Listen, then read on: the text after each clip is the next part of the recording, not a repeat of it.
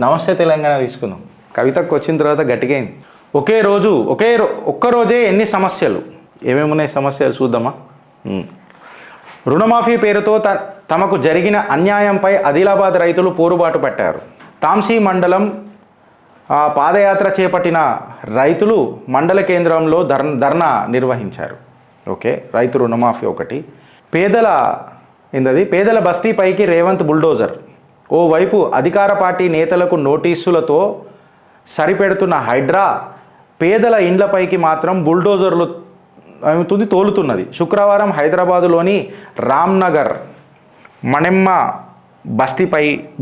బస్తీపైకి బుల్డోజర్లు విరుచుకుపడ్డాయి. ఆక్రమణల సాకు చూపి నివాసాలను కూల్చేశాయి. రుణమాఫీ. నిన్న నాకు ఒక రైతు ఫోన్ చేసి ఆయన ఏమన్నాడంటే, అన్న ఇప్పుడు రైతు రుణమాఫీ 2 లక్షల వరకు ఇస్తానన్నాడు. దానికి ఒక కండిషన్ పెట్టిండు. ఏందనంటే, సపోజ్ ఇప్పుడు నా రుణమాఫీ 3 లక్షలు ఉన్నది, 4 లక్షలు ఉన్నది రుణం. నాకు 2 లక్షల రుణమాఫీ ఎప్పుడు వస్తుంది? ఇగో ఈ 2 లక్షలు ఎక్స్ట్రా ఏదైతే నేను తీసుకున్న చూడు, 4 లక్షలు ఉంది కదా, అది కడితే వస్తుంది. అది ఎట్లా కట్టాలి? నువ్వు ఎడికైనా అప్పు తీసుకురా, ఏమన్నా తీసుకురా. ఇప్పుడు నాకు రైతు రుణమాఫీ అనేది పావులా వడ్డీకి వస్తుంది. రైతులకు రుణమాఫీ పావులా వడ్డీకి వస్తుంది. సో ఇప్పుడు ఈ 2 లక్షలు నువ్వు బయటకేం తీసుకురా, నేను ఈ 2 లక్షలు ఇస్తా అంటే రైతును నువ్వు నాశనం చేస్తున్నావు కదా రేవంత్ అన్న. ఒక దిక్కేమో మీ జాతి గాంధీ రైతుల మీద ఉద్యమం చేస్తాడు, ఎంఎస్పీ అని మాట్లాడతాడు, రైతుని రారాజు చేస్తా అని మాట్లాడతాడు. మీ ఆచరణ ఇక్కడ చూస్తే మీరు ఇచ్చే 2 లక్షలకు వాళ్ళు దేశే అప్పు 3%, 4%, 5%, 6% ఎంత ఉంటుందో ఇక భగవంతుడికి ఎరగ. అవి తీసుకొచ్చి అప్పులు కట్టి అలా జీవితాలు అప్పుల కుప్ప చేసి సర్వనాశనమై రైతు ఆత్మహత్య చేసుకుంటే మీకు చాలా సంతోషంగా ఉంటుంది కదా రేవంత్ అన్న. మళ్ళా అధికారం కోసం వచ్చే కంటే ముందు మీరు మాట్లాడిన మాటలు, దాని తర్వాత ఈ కండిషన్స్ అప్లైడ్ జిందగీ ఎందుకు వచ్చిందని అని అడుగుతున్నా. ప్రజలు దీని మీద ఆలోచించాలి అని చెప్తున్నా. ఈ టాపిక్ నిజంగా ఇది కట్ కావాలా అని కూడా చెప్తున్నా, మన దాంట్లో పడాలని కూడా చెప్తున్నా. వీళ్ళందరూ ఆలోచించాలి. ఇది 2 లక్షలు బయటికి అప్పెట్లా చేస్తాడు ఆ రైతు. అదే చేస్తుంటే ఇది కూడా కట్టేస్తాడు కదా, అంత ఆమ్దానే ఉంటే రైతుకి. ఇది మీరు ఆలోచించుకోరు. ఇంకొక విషయము, రుణమాఫీ అయిపోయిన తర్వాత హైడ్రా ఈడనేమో తన సొంత సోదరుడికి నోటీసులు వచ్చినప్పుడు 30 రోజుల పరిధి ఇచ్చిండు. సామాన్లు తీసుకుపోయేదాకా శిల్క పలుకులు పిల్లి కెల్క సాక్ష్యం అన్నట్టు ఇద్దరు అన్నదమ్ములు మాట్లాడుకున్నారు. ఆయన ఇంటి మీద ఎఫ్ఐఆర్ కూడా రాయలేదు అనుకుంటా నాకు తెలిసి. మిగతా ఇంట్లో బంగ్లాల మీద అన్నిటి బిల్డింగ్ల మీద రాసిర్రు. ఆయన బిల్డింగ్ మీద కూడా రాసిర్రా? ఆయన బిల్డింగ్ మీద మాత్రం ఎఫ్ఐఆర్ రాయాలి. మళ్ళీ ఎందుకు రాయలేదో నాకు అర్థం కాదు. ఈ పక్షపాత ధోరణి ఎందుకు అని అంటున్నా. అంటే ముఖ్యమంత్రి అన్నగారు అయితే ఆయన ఇంటి మీద ఎఫ్ఐఆర్ రాయొద్దా? మీడియా వాళ్ళు కొంతమంది జర డేరింగ్ డాషింగ్ మీడియా వాళ్ళు వచ్చి అడిగారు కాబట్టి అది బట్టబయలైంది. లేకపోతే ఆయన ఆ స్టేట్మెంట్ కూడా ఇస్తుండనో లేదో నాకు తెలియదు. అయితే రామ్నగర్లా కనికరం ఎందుకు లేదు? కేవలం అది దుర్గం చెరువులో ఎందుకు ఉన్నది? ఏ బడా బాబులను ఎన్కేసుకరానికే అని చెప్పి నేను చెప్తున్నా. గడ్డపార ఎందుకు పడదు అని అడుగుతున్నా. గడ్డపార ఎందుకు పడది అని అడుగుతున్నా. ఇప్పుడు ముఖ్యమంత్రి గారి అన్నగారు ఒక మాట అన్నారు. ఏందనంటే, నేను ఈ ప్రాపర్టీ ఫస్ట్ ఏమో ఈ ప్రాపర్టీ నాది కాదు, నేను కిరాయికున్నా అని చెప్పి కొన్ని న్యూస్లు వచ్చినాయి. కరెక్టే కదా జే? దాని తర్వాత వాట్ ఎవర్ ఇట్ మేబీ ఆంధ్రజ్యోతిలో రాసిర్రు, ఆల్రెడీ రాసిర్రు. ఏమని రాసిరంటే, ఈ ప్రాపర్టీ నేను కొనేటప్పుడు ఈ ప్రాపర్టీ నాది కాదే కాదు, నేను కిరాయికున్నా అని చెప్పారు. కిరాయికున్న ఇంట్లో గడపార ఎప్పుడు పడితే ప్రాబ్లం ఏంది? మళ్ళీ ఇది రేవంత్ రెడ్డి గారికి తెలుసా తెలియదా? సొంత అన్న గురించి వ్యక్తిగత జీవితం లేదా, లేకపోతే ఇద్దరు అన్నదమ్ములు మాట్లాడుకుంటారా లేదా అని అన్నది ఇప్పుడు ఆ క్వశ్చన్ వేరే. నేను వ్యక్తిగత జీవితాలకు కూతలేదు. నా సెకండ్ క్వశ్చన్ ఏందనంటే, నిన్న వాళ్ళ అన్నగారు మాట్లాడుకుంటా ఏమని అన్నారు అంటే, నాకు కొంచెం టైం ఇస్తే నేను కూడా ఖాళీ చేసిపోతా, దాని తర్వాత గవర్నమెంట్ నిజంగానే యాక్షన్ తీసుకోవాలంటే తీసుకోవచ్చు, నాకు అట్లాంటివి ఏం లేవు.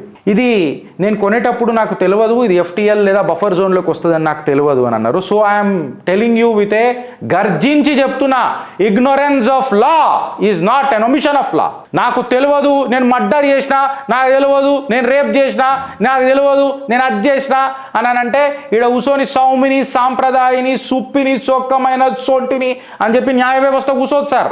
ఒక సామాన్యుడికేమో ఇగ్నరెన్స్ అని అంటే అది నీ ప్రాబ్లం, నీకు లా తెలవాలా, చట్టబద్ధంగా ఉండాలా అని చెప్పి మాట్లాడతారు. మళ్ళీ అదే ఎలైట్ రాజకీయ కుటుంబాలకు ఈ ignorance of law is an omission of law ఎట్లయితుంది? నా రెండో ప్రశ్నకు సమాధానం చెప్తారా ఈ కాంగ్రెస్ కార్యకర్తలు, కాంగ్రెస్ నాయకులు, హైడ్రా అఫీషియల్స్? ఇవాళ అడుగుతుంది చిత్రగుప్త్, అడుగుతుంది తెలంగాణ తెలుగు రాష్ట్ర ప్రజలు కూడా. హైడ్రాపై కన్నెర్ర చేయాలా, లేకపోతే రేవంత్ రెడ్డి గారికి కౌగిలింత చేయాలా అడుగుతుంది తెలంగాణ ప్రజానికం. నెక్స్ట్ టాపిక్ పోదాం. అన్ని అర్హతలున్నా గృహజ్యోతికి దరఖాస్తు చేసుకున్నా 6 నెలలుగా కరెంటు బిల్లులు వస్తూనే ఉన్నాయని ఆవేదన వ్యక్తం చేశారు జగిత్యాల పట్టణానికి చెందిన బీడీ కార్మికురాలు మౌనిక ఇప్పుడు 6 నెలల కరెంటు బిల్లు ఒక్కసారే కట్టాలంటూ ఒత్తిడి చేస్తున్నారని అలా బాధలు చెప్పుకుంటారు కదా.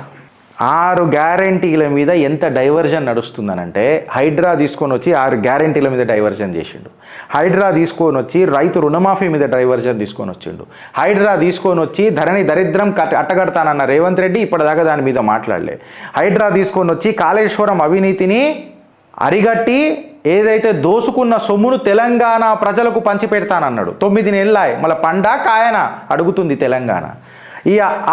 ఈ హైడ్రా డ్రామా చూపించి డైవర్జన్ టాక్టిక్ ఏం చేసిండనంటే, ఫోన్ ట్యాపింగ్ కేసు ఏడదాకా తీసుకుపోయి ఈ హైడ్రా డ్రామా చెప్పి ఎనర్జీ పవర్ కొనుగోళ్లలో పెద్ద స్కామ్లు జరిగినాయి, 60,000 కోట్ల స్కామ్ జరిగిందని అసెంబ్లీ సాక్షిగా శ్వేతపత్రం ఇచ్చిన గౌరవ ముఖ్యమంత్రి వర్యులు, 2వ ముఖ్యమంత్రి తెలంగాణకు అనుముల రేవంత్ రెడ్డి గారు ఇవాళ తెలంగాణ ప్రజానికి ఏం సమాధానం చెప్తాడు?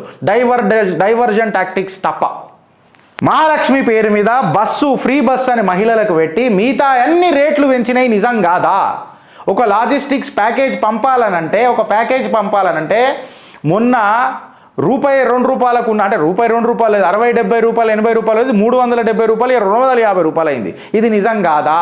ఇది డైవర్జన్ టాక్టిక్స్ కాదా?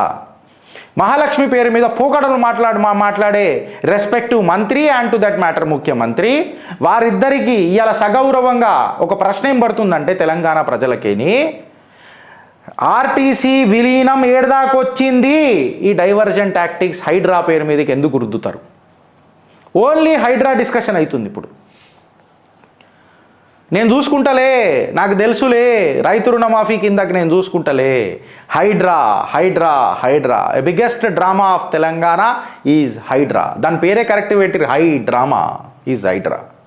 సల్కం చెరువులో మాత్రం విద్యార్థులు కనబడతారు, అదే మల్లారెడ్డి అన్నమ కాలేజీలో మాత్రం విద్యార్థులు కనబడరు. ఆ ప్రేమ అసుంటిది, ఆ మైనారిటీ ప్రేమ అసుంటిది. బిచ్చం బతుకులు ఈ కాంగ్రెస్ వాళ్ళ ఈ ముస్లిం ఓట్ల కోసం, బిచ్చం బతుకులు.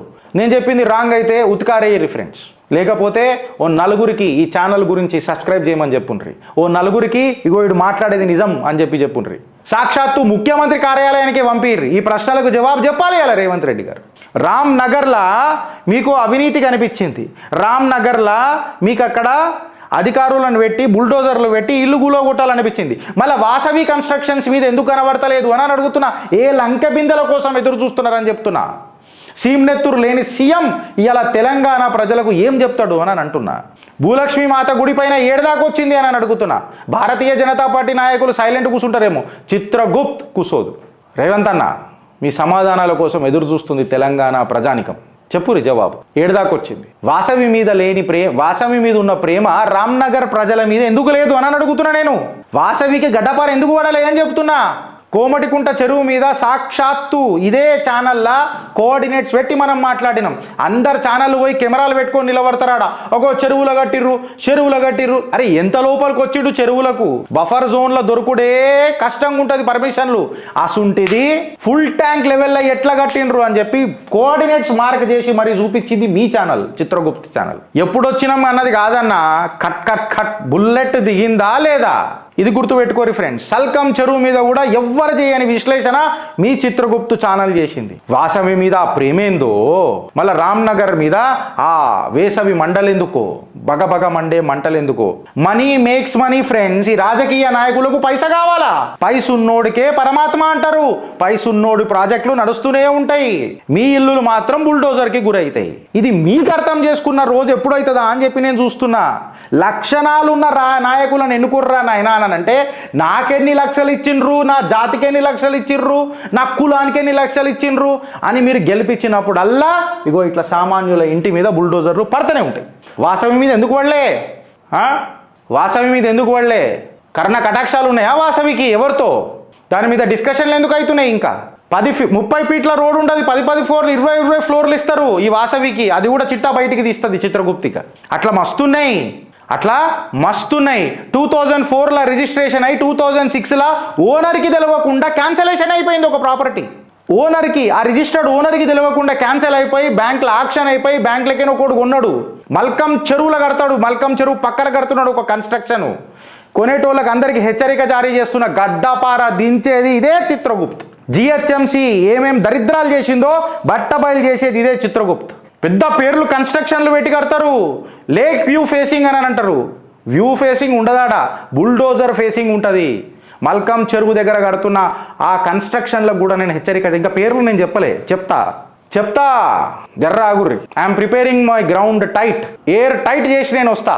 అప్పుడు క్యాప్సూల్లోకి ఎంటర్ కాదు కదా, తొంగి చూసేది ధైర్యం కూడా చేయడు ఎవ్వడు. ఇప్పటిదాకా మేము చెప్పిన కథనాలల్లా ఒక్కటన్నా మచ్చ ఉందా ఫ్రెండ్స్ చెప్పురి? చిల్లర పైసల కోసం శవాల మీద ప్యాలాలు ఎరుకున్నట్టు పోతారు కొన్ని ఛానళ్ళు కెమెరాలు పట్టుకొని. 1947 నుంచి మేము కొట్లాడుతున్నాం, పీకనీకేం కొట్లాడుతున్నాం. ఎఫ్టీఎల్ ఏంది తెలియదు. ఎఫ్టీఎల్ ఫుల్ ఫామ్ చెప్పాను ఆ ఛానల్ నేను చెప్తా. ఎఫ్టీఎల్ ఏడుదాకుందో తెలియదు, బఫర్ జోన్ ఏడుదాకుందో తెలియదు. ఆకుల సతీష్ బట్టబయలు చేసేదాకా వాసవి బండారం బయట పడలే, సల్కం చెరువు బండారం బయట పడలే. గర్వించి కాలరెగిరేసి చెప్తున్నా, భారత్ మాతాకి జై అని చెప్తున్నా. మా కాషాయ సోదరుడు ఆకుల సతీష్ చేస్తేనే ఇగో ఇవి బయటపడ్డాయి. కాషాయ కార్యకర్తలను ఉపయోగించుకొని నాయకులు చాలామంది ఉన్నారు, అది వేరే విషయం. నేను అడిగి తర్వాత వస్తా. కాషాయ కార్యకర్తల కసి పరిచయం చేసేదే మీ ఛానల్ చిత్రగుప్త్. ఒక్కొక్క కార్యకర్త వందల నాయకులతో సమానమని పరిచయం చేసేదే Chitragupt. We believe in competency. Incompetency has become a new competency in this world today. అది సెంట్రల్ గవర్నమెంట్ కానీ స్టేట్ గవర్నమెంట్ దాకా గదే ఉన్నది పరిచయం. ఇగో ఇది ప్రాబ్లం. పెట్టుబడి కట్టబారా వాసవి. ఇప్పుడు ఇంకొకటి నేను ఇవాళ బయట బట్టబయలు చేస్తాం రాకుండా 2-3 ఉన్నాయి ఇంకా వాసవి ప్రాజెక్టులు, అవన్నీ తీస్తా బయటికి. మల్కం చెరువు దగ్గర ఉన్నాయి కూడా తీస్తా. మున్నీర్ చెరువు అనేది ఉన్నది, lakes of Hyderabad, lakes of India మనకు మెయిల్ పెట్టిండ్రు. అమీన్పూర్ అక్కడ కూడా మాకు కొంతమంది వాలంటీర్ స్వచ్ఛందంగా మెయిల్ పెట్టారు. నేను తీసుకుంటా ఫ్రెండ్స్, అది నేను తీసుకుంటా.